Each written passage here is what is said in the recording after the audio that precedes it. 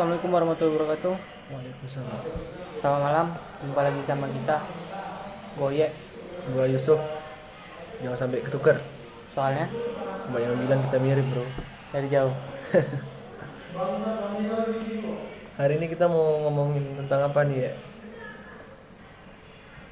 Ini kayaknya lesu muka lu ya. Ya, ini hari ini kita bakal sharing-sharing sedikit masalah dampak corona untuk masyarakat menengah ke bawah. Soalnya tadi siang sih gua agak kaget. Ini soal pekerjaan kita juga ya. Gua kaget dengerin dan mendapatkan hasil yang nggak setimpal sama pekerjaan kita ya. Karena dampak corona ini ya. Ya, lebih tepatnya sih hari ini gua sama Yusuf pas terakhir kerja. Resmi gua sama Ye hari ini jadi pengangguran. Tempat kerja kita tutup hari ini. Gimana ya? Sebenarnya buat mulai itu bingung dari mana. Karena sekarang perasaan ini udah lagi kacau.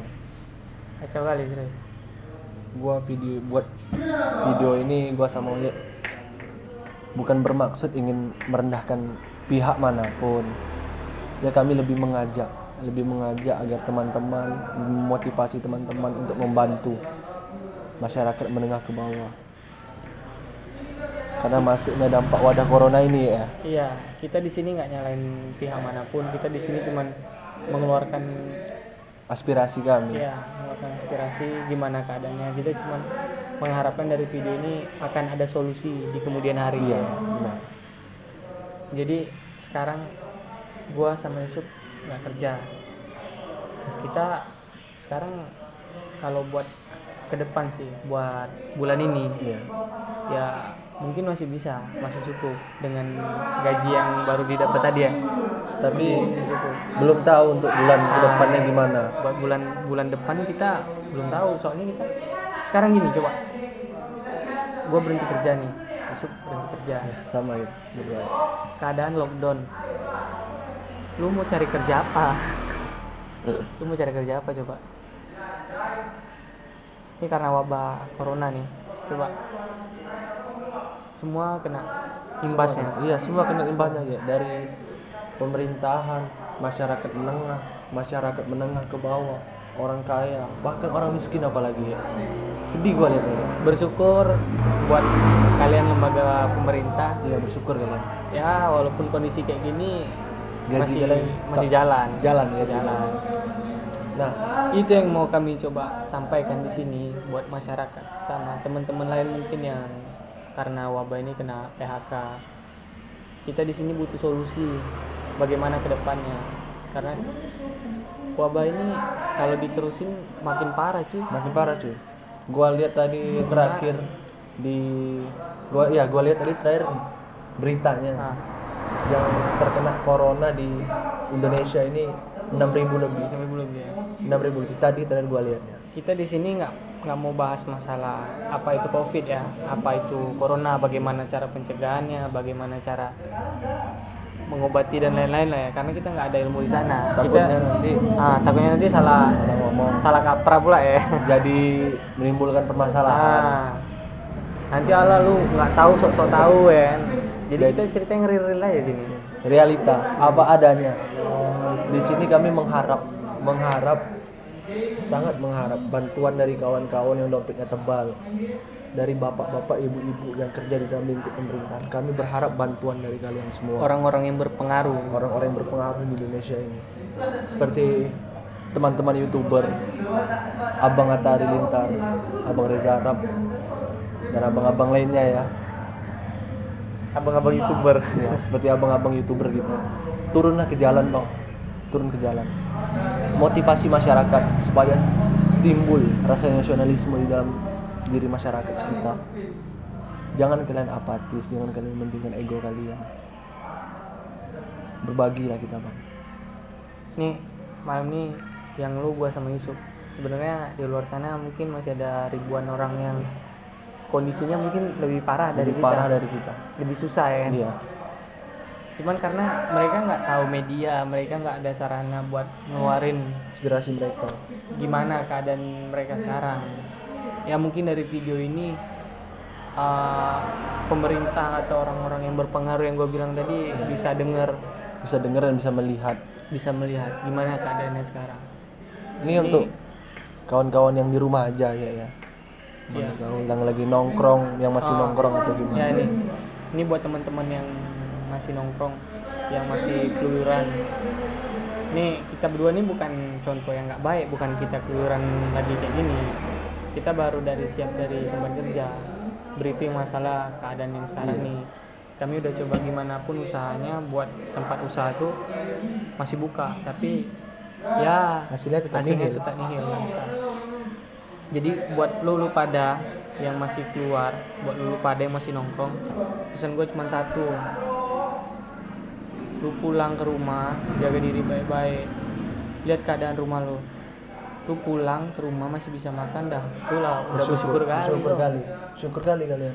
Mungkin kalian nggak tahu gimana keadaan dunia sekarang nih, kalian nggak tahu, mungkin yang mengerti itu ya mereka yang tahu, mereka yang ngejalanin dunia kerja. Kalian bisa senang-senang di luar, kalian bisa kumpul bareng teman, tapi kalian nggak tahu gimana susahnya orang tua kalian mikir gimana besok, apakah kalian bisa makan, apakah ibu kalian bisa makan. Orang tua mana yang sanggup melihat anaknya nggak makan hari ini?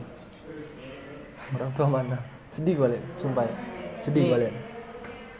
Gue dulu masalah covid nih ya, gue nggak ambil pusing masalah covid.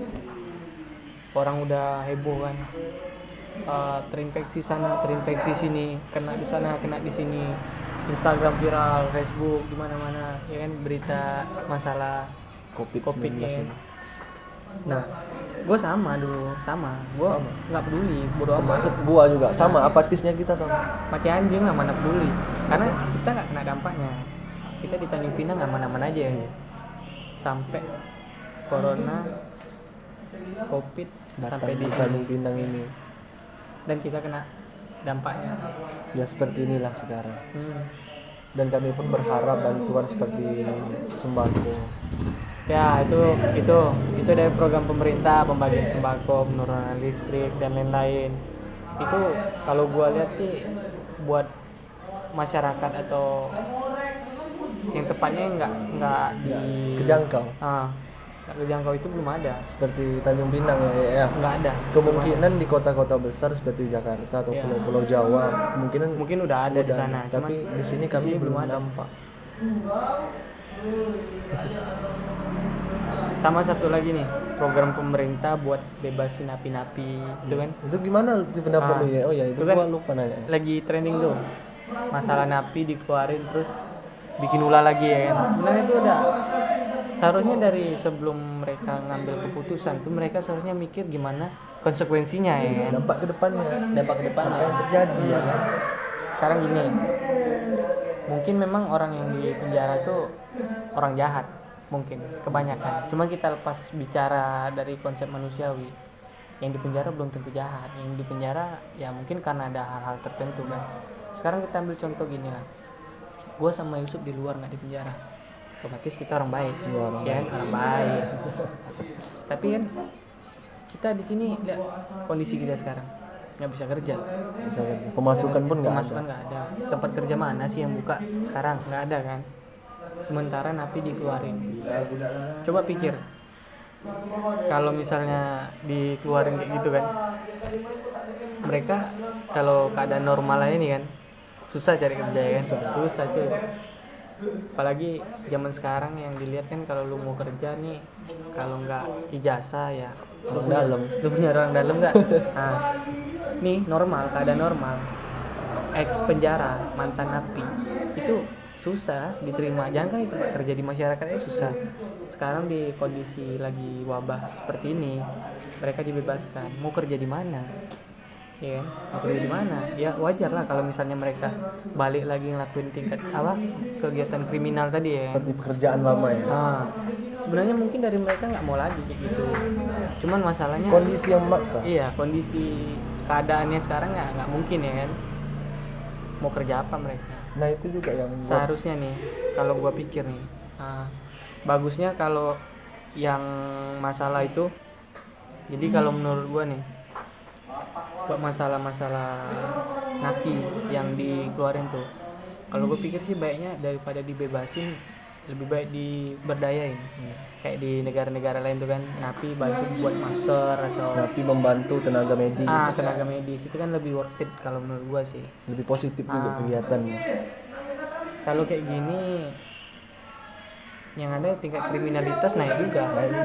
Tapi kondisi sekarang lu bayangin nih kalau misalnya lu orang tua, lu bapak lu pulang dari luar terus pulang ke rumah nih, jumpa, ini ceritanya orang udah berkeluarga ya, bapak lu atau lu mungkin yang udah berkeluarga, anak lu ngeluh kan, istri lu ngeluh, pak lapar katanya kan, anaknya susu, pak main susu katanya.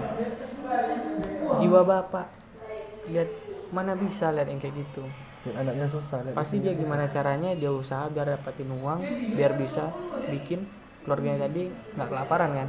Nah itu yang gue takutin sekarang ya. Gue takutnya orang-orang baik ini semakin meningkatnya wabah corona ini, COVID-19 ini. Gue takutnya orang-orang yang baik, orang-orang yang jujur bisa ya melakukan tindak kriminalisasi. Iya, kalau misalnya keadaannya gini terus mungkin bunuh udah hal yang wajar aja ya, biasa aja lah.